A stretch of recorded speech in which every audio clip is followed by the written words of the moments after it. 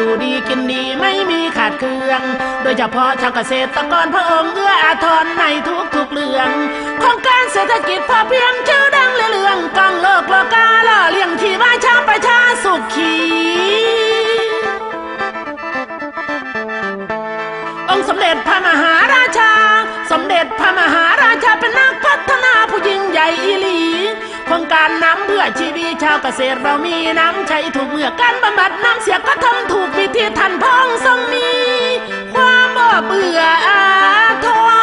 รถึงตอนมีปัญหาน้ำท่วมถึงตอนมีปัญหาน้ำท่วมพองบ่ละล้วนน้ำโครงการมาซอยโครงการแก้มลิงผ่านน้ำออกทละน้อยสแก้ปัญหาบ่ให้น้ำท่วมบ้านท่วมบ้านท่วมบ้านท่วมบ้านน้ำโครงการขี่ไข่ดวนเฝ้าสำเร็จก้าวลุล่วงดีบุญบารมีที่พระองค์ท่านให้ดุจอมพ่อใสใบหน้าหน้าสนกันแดดลมฝนพลภัยสู่ด้านคุ้มครองอภิบาลทั่วไทย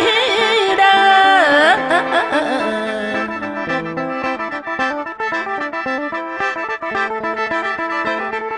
ภูมิพลังแผ่นดินแผ่นน้ำภูมิพลังแผ่นดินแผ่นน้ำพระองค์ทรงติดตามให้ทำอยู่ทำกิน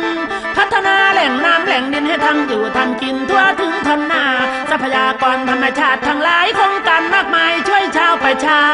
ส่งเสริมด้านสติปัญญาให้ชาวประชาเป็นปึกแผ่นเดียวกันสมานฉันท์รักกันด้วยใจ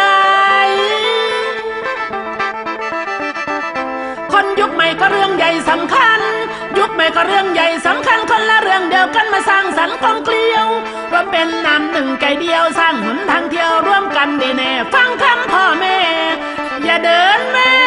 หนีครอง